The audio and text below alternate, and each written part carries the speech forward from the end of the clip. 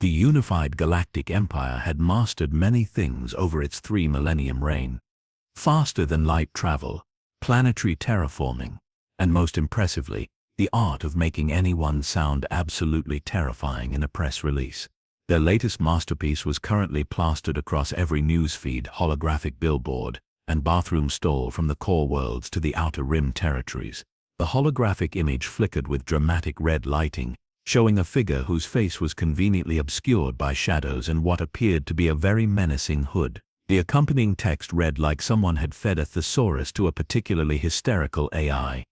This dangerous individual has committed acts of unprecedented terrorism against the natural order of galactic society, threatening the very fabric of civilized existence with their radical agenda of chaos and destruction.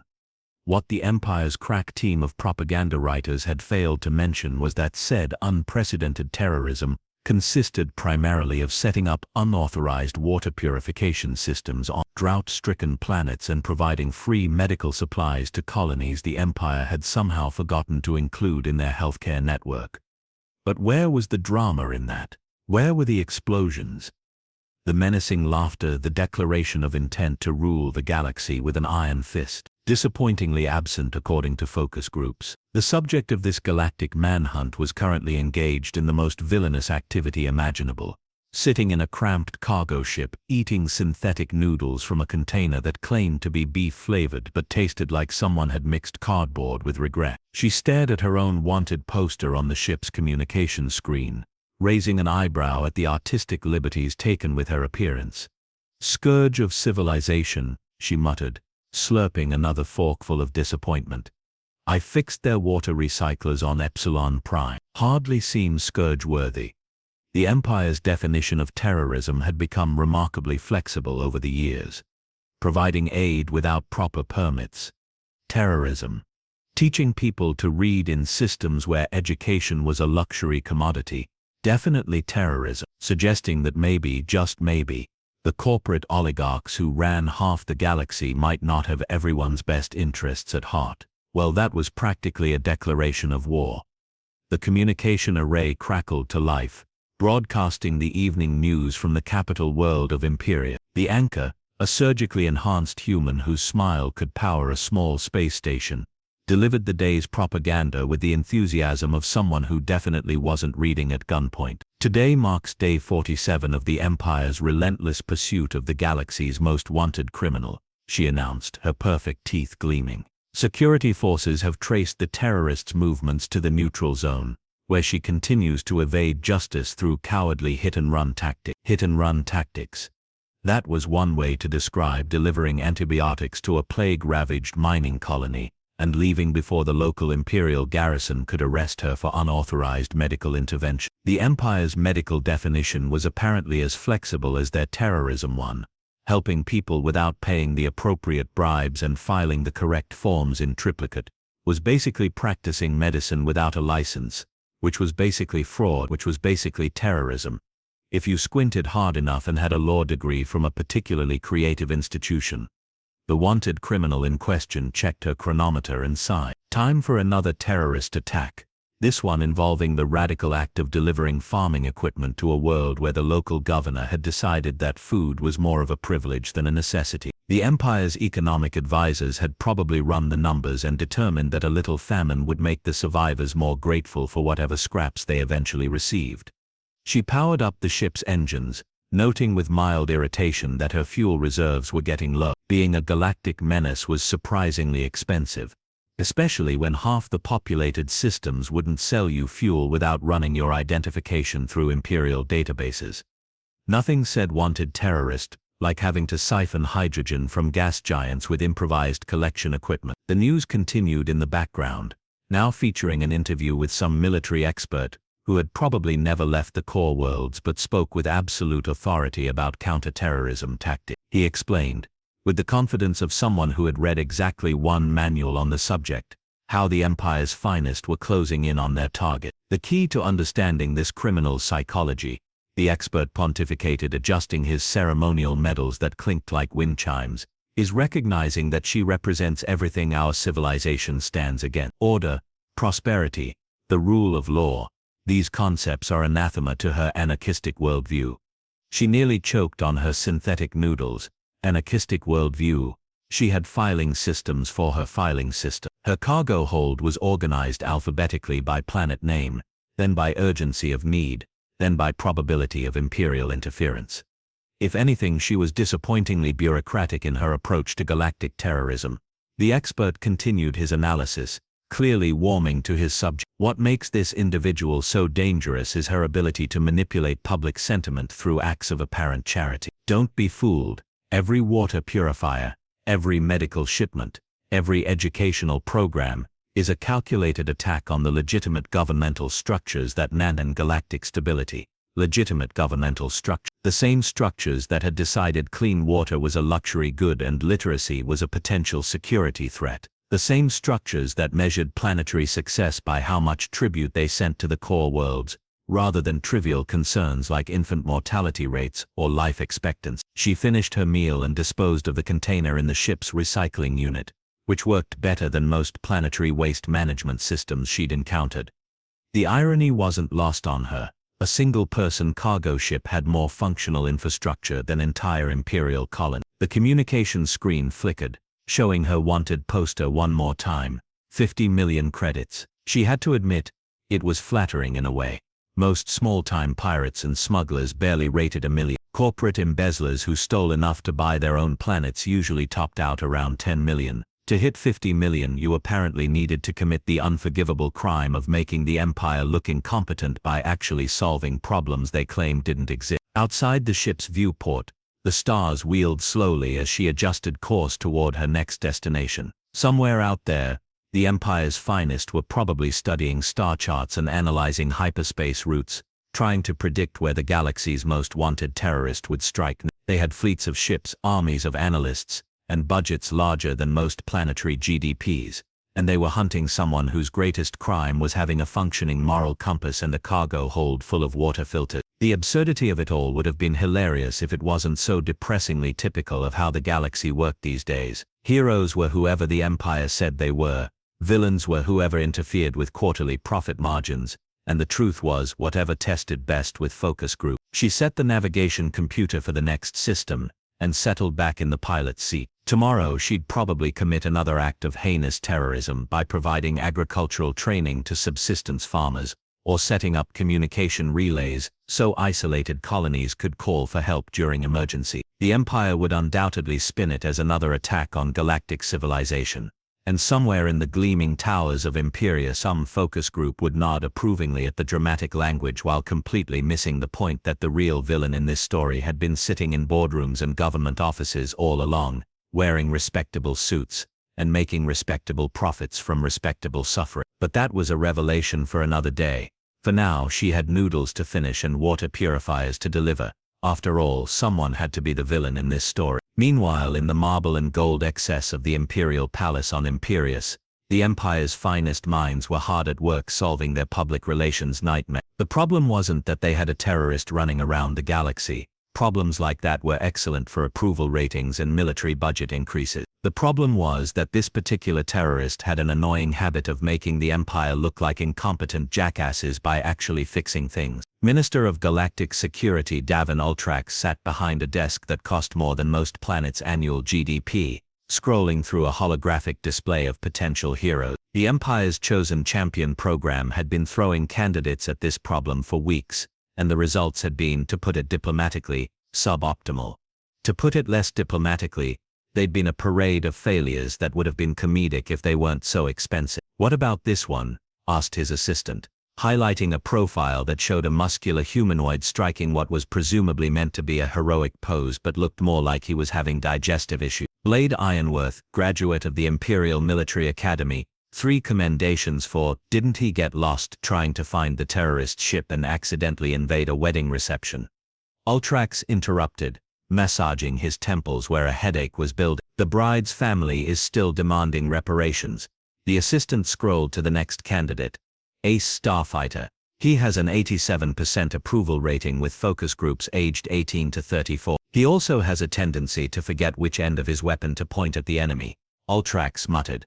Last week he managed to stun himself during a training exercise. Twice. The parade of heroic inadequacy continued. There was Fang Nightblade, who looked impressive, until you realized he'd never been in an actual fight and had learned all his combat moves from action hollows. Hawk Stormcaller, whose idea of strategy involved charging straight at problems and hoping they'd resolve themselves through enthusiasm. Phoenix Galaxy Strider, who had gotten his name legally changed and insisted everyone use the full thing including his own mother. Sir, the assistant said hesitantly, perhaps we're approaching this wrong. Maybe instead of finding someone to defeat the terrorist, we could address the underlying issues that. Ultrax looked at him with the expression typically reserved for people who suggested that perhaps genocidal dictators had made some valid points about public transportation. The underlying issues, Ultrax said slowly, are not the problem. The problem is that we have a terrorist making us look bad, and we need a hero to make us look good again. It's simple marketing. The assistant, who had apparently not learned when to stop talking, pressed on. But so, if we actually provided clean water and medical supplies to these colonies, wouldn't that eliminate the terrorists' reason for? Are you suggesting, Ultrax said, his voice dropping to the temperature of interstellar space, that we should spend Imperial resources solving problems instead of heroically responding to them? Do you have any idea how much clean water infrastructure costs, compared to a single heroic champion? The assistant did some quick mental calculations, and realized that the Empire had already spent approximately 17 times more money on finding heroes than it would have cost to just fix the problems in the first place. He wisely decided this was not the moment for financial analysis. Ultrax turned back to the candidate profiles with renewed determination. The Empire needed someone spectacular, someone who could make the public forget all about water purifiers and medical supplies, and focus on the much more entertaining spectacle of good versus evil. Someone with the right look, the right attitude, and hopefully the right amount of brain cells to follow simple instructions without accidentally conquering allied planets. What about him? The assistant highlighted a new profile, and both men paused to study it. The candidate was certainly impressive in a classical hero sort of way. Tall, square-jawed, with the kind of determined expression that suggested he'd never met a moral ambiguity he couldn't solve with a well-placed punch. His name was Gideon Brightblade, which sounded like it had been focus group tested by committees of committees. Look at that jawline, Ultrax breathed. You could cut diamonds with that jawline. The resume was equally impressive, at least on paper. Graduate of 3 different military academies, decorated for valor in 17 separate conflicts, and possessed of what the psychological evaluation described as unwavering moral clarity, and an admirable resistance to complex thinking. Perfect, Ultrax declared. Get him in here. An hour later, Gideon Brightblade stood at attention in Ultrax's office, looking every inch the classical hero. His uniform was immaculate, his boots were polished to mirror brightness, and his hand rested on the hilt of his ceremonial sword with practiced ease. He was exactly what the Empire's marketing department had ordered, a hero so heroic that he practically glowed with righteousness. Brightblade, Ultrax began, leaning back in his chair. We have a mission of vital importance to the security of the Empire. A dangerous terrorist has been operating in the neutral zone, spreading chaos and undermining legitimate governmental authority. Gideon's jaw, which had already been impressively square, somehow managed to become even more angular with determination. Sir, I am ready to serve the Empire and protect innocent civilians from this threat. Excellent. The terrorist's methods are particularly insidious. She uses apparent acts of charity to undermine public confidence in imperial governance. Water purification, medical supplies, educational programs, classic terrorism tactics designed to make the Empire appear negligent.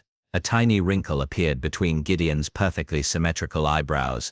I'm sorry, sir, but did you say she was providing clean water and medical care? Ontari's clean water and medical care, Ultrax corrected firmly, without proper permits, taxation or regulatory oversight. It's economic terrorism of the worst kind. The wrinkle deepened slightly. In anyone with a more flexible mind, this might have led to uncomfortable questions about whether providing life-saving aid to suffering people could reasonably be classified as terrorism. Fortunately, Gideon Brightblade had been specifically selected for his resistance to such complex thinking. I understand, sir. Unauthorized aid undermines the proper channels and creates chaos. Exactly. Ultrax beamed. Your mission is to track down this terrorist, engage her in glorious single combat and bring her to justice. The media will cover every moment of it. Think of the inspiration you'll provide to countless Imperial citizens. Gideon straightened further, which should have been physically impossible given that he was already standing at perfect attention. "When do I depart, sir?" "Immediate. Your ship is being prepared as we speak." The ISS Righteous Fury, equipped with the latest in heroic technology and dramatic lighting systems, Ultrax handed him a datapad containing the mission briefings. "Remember, Brightblade, the entire galaxy will be watching. Make it spectacular." As Gideon marched out of the office with parade ground precision, the assistant turned to Ultrax with a troubled expression. "Sir, what if he actually catches her?" Ultrax waved dismissively. "He won't. None of them ever do. But that's not the point. The point is that we'll have footage of our heroic champion bravely pursuing the terrorist, which will make excellent campaign material for the next election cycle.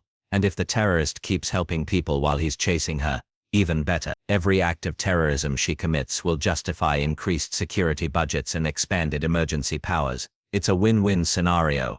The assistant stared at his superior with growing comprehension of just how deeply screwed the galaxy actually was. Somewhere out there, a woman was risking her life to help suffering people, and the Empire's response was to send a photogenic moron to stop her while filming the whole thing for political advantage. He wondered, not for the first time, if maybe the terrorist had a point.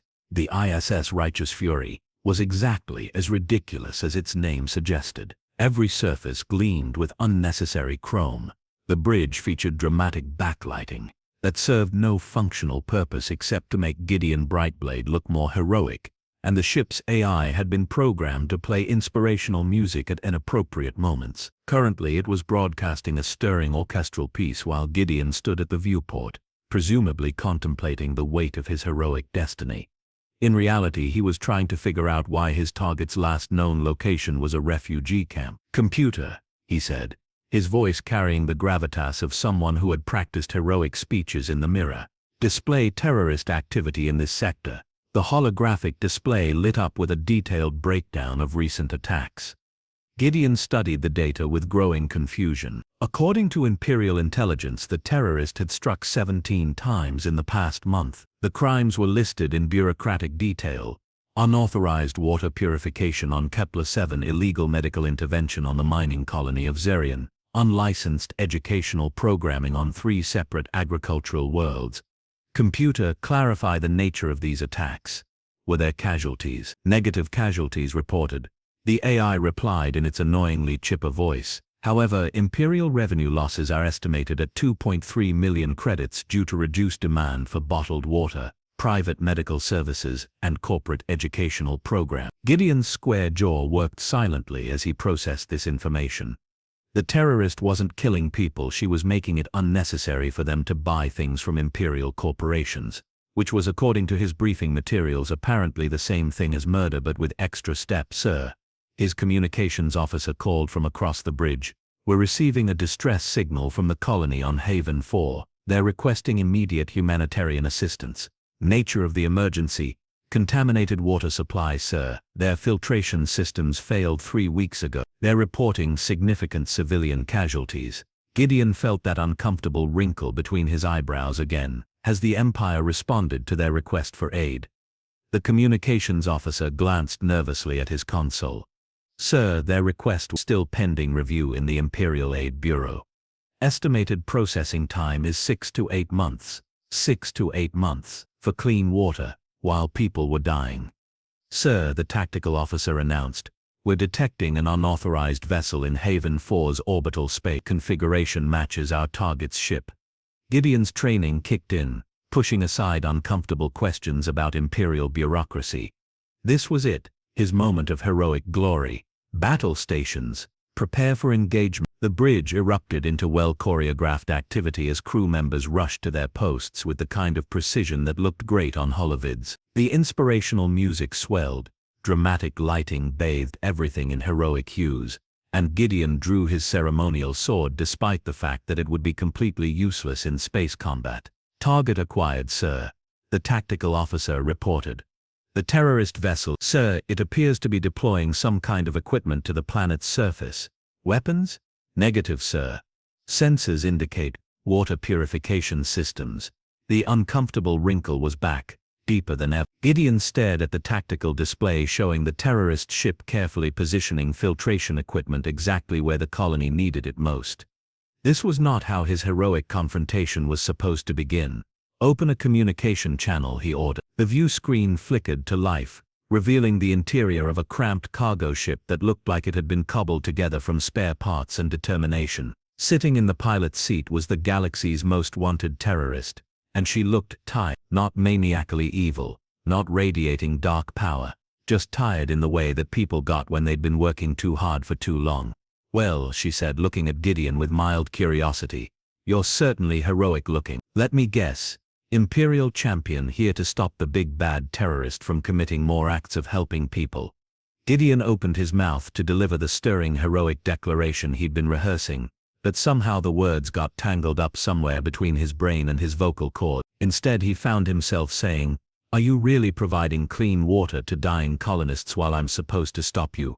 "Guilty as charged," she replied dryly, "though I prefer to think of it as addressing preventable humanitarian crises that the Empire has decided aren't profitable enough to care about." "But you're a terrorist.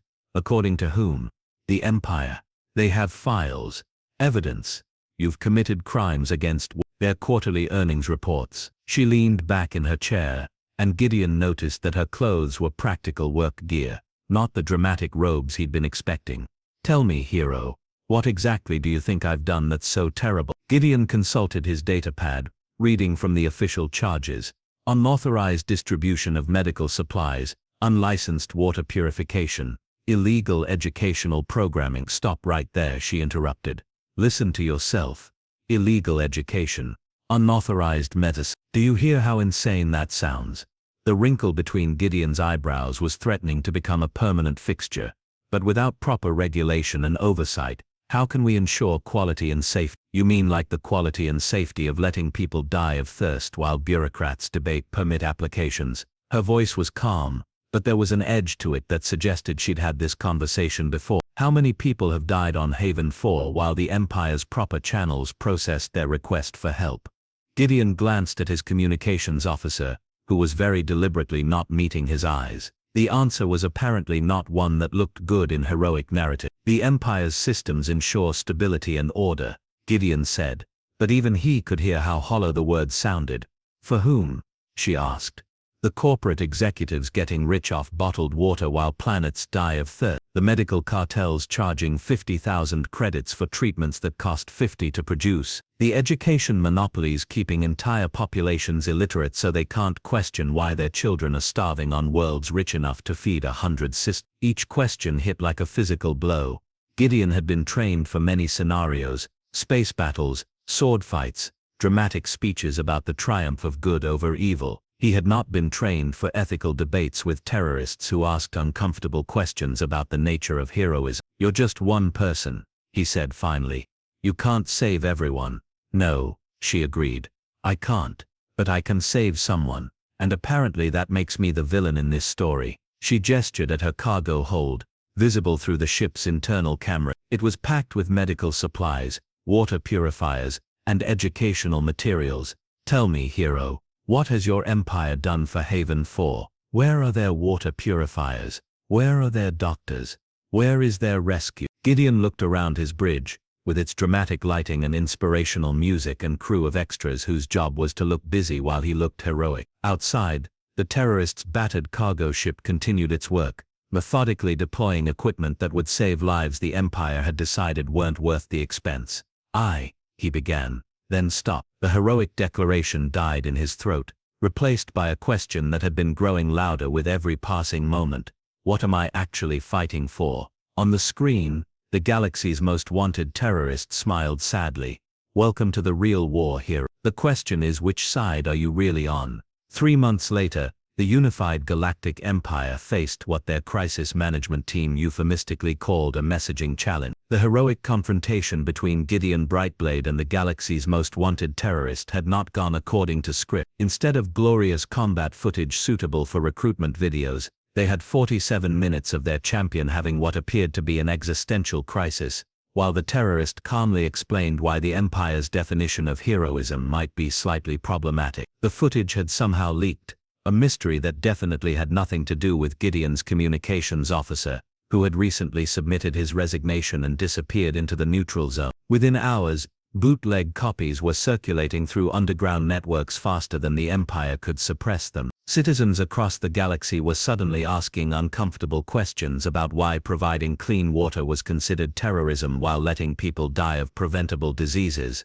was called maintaining economic stability. Minister Ultrax sat in his marble and gold office, staring at approval ratings that had plummeted faster than a ship with a failed gravity drive. The Empire's carefully constructed narrative was crumbling, and worse, they were losing control of the story itself. "Sir," his assistant said carefully, "there's been another development. The terrorist has, well, she's given an interview."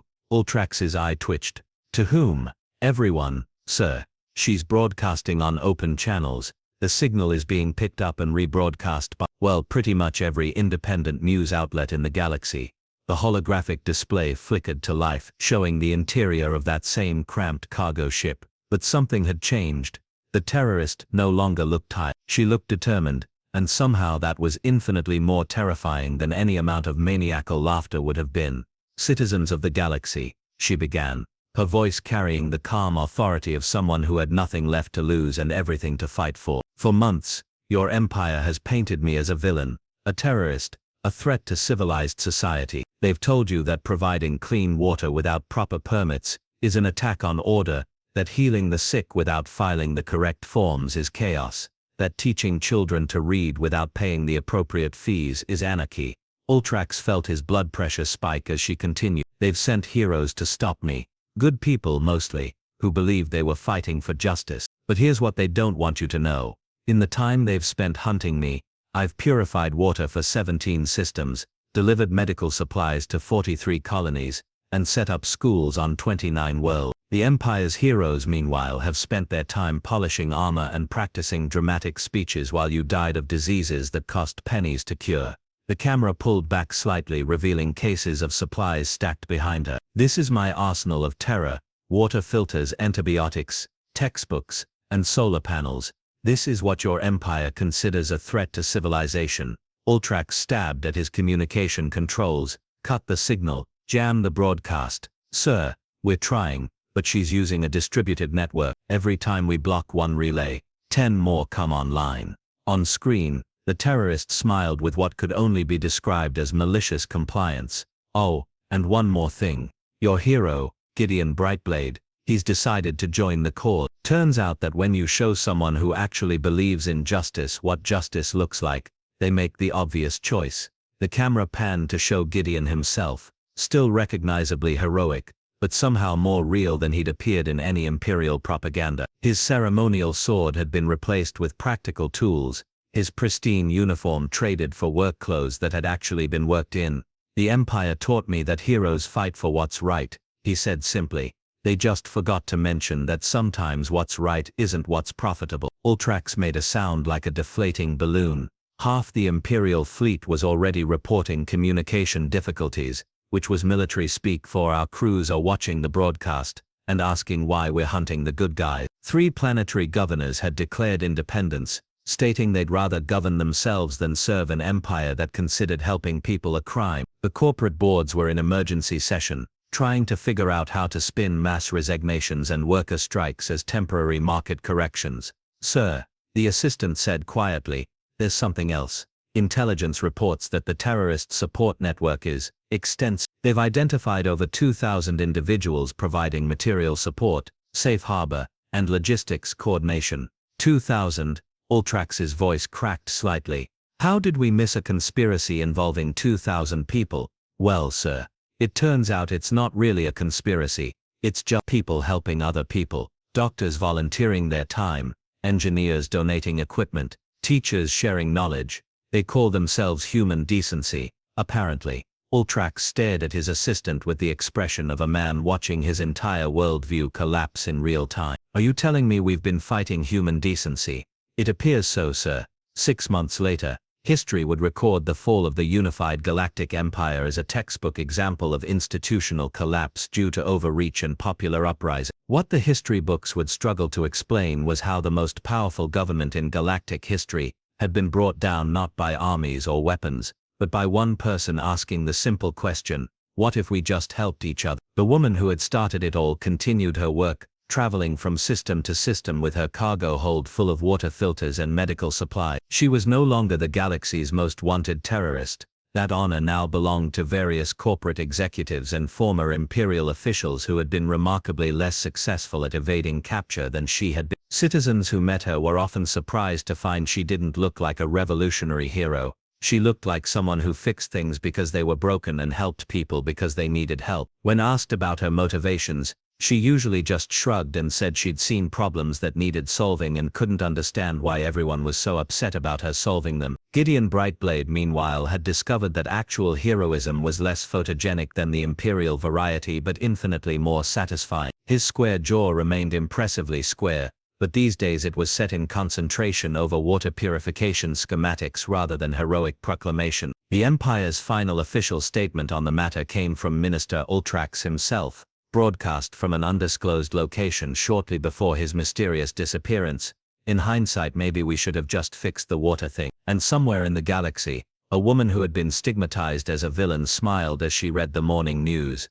The headline read, "Former Imperial Hero Saves Drowning Colony," above a picture of Gideon distributing emergency supply. She wondered if he realized yet that this was what heroes actually looked like. Not dramatic poses and stirring speeches, but practical clothes and dirty hands, and the simple recognition that someone's suffering was more important than someone else's profit margins.